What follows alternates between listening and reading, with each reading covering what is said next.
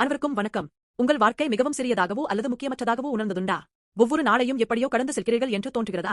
ஆனால் ஆச்சரியமான விஷயங்கள் நடந்து கொண்டிருக்கின்றன. மேலும் நமது வாழ்க்கையை உண்மையிலேயே அற்புதமாகவும் மகத்தானதாகவும் மாற்றுவதற்கு மகத்தான முதலீடுகள் செய்யப்படுகின்றன என்பது உங்களுக்கு தெரியுமா?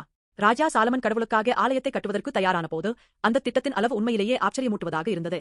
ஆலயத்தை கட்டுவதற்காக அவர் நாடு முழுவதிலிருந்து 30,000 தொழிலாளர்களையும் 70,000 சுமை தூக்குபவர்களையும் 80,000 கற்கடைப்பவர்களையும் இவை அனைத்தையும் மேற்பார்வையிட 3,300 மேற்பார்வையாளர்களையும் திரட்டினார். இவ்வளவு பெரிய எண்ணிக்கையிலான மக்களை திறமையாக ஒருங்கிணைப்பதன் மூலமே இத்தகைய பிரமாண்டமான ஆலயத்தை கட்ட முடிந்தது. 1 இராஜாக்கள் 5:13-18 சாலமன் தொழிலாளர்களை வெறுமனே பயன்படுத்தவில்லை.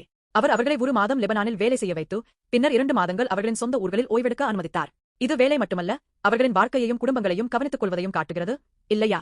உழைப்பின் மதிப்பை மதிக்கவும், ஒவ்வொருவரின் திறமைகளுக்கு ஏற்ப பணிகளை இணக்கமாக பகிர்ந்தளிக்கவும் இது ஒரு நாணமிக்க தலைவரின் உதாரணம். சாலமன் எண்ணற்ற மக்களை ஒன்று திரட்டி ஒரு உடல் ஆலயத்தை கட்டினார்.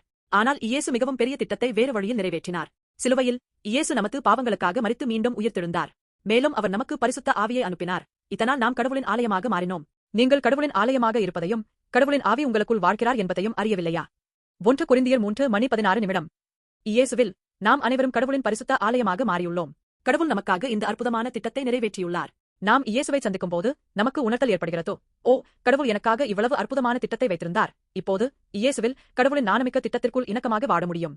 கடவுளின் இராசியத்தின் இந்த பெரிய திட்டத்தை நிறைவேற்றுவதற்கு நாம் அழைக்கப்பட்டுள்ளோம்.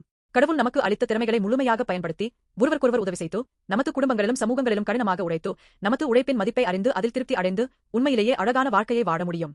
இப்போது உங்கள் வாழ்க்கை மிகவும் கனமாக இருக்கிறதா அல்லது எங்கு செல்வது என்று தெரியவில்லையா?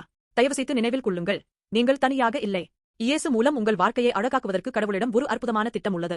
சாலமன் ஆலயத்தை கட்டுவதற்கு எண்ணற்ற மக்களை ஒன்று திரட்டியது போல கடவுள் இயேசுவின் சிலுவை பலியின் மூலம் நமது வாழ்க்கையில் தனது பெரிய திட்டத்தை நிறைவேற்றுகிறார்.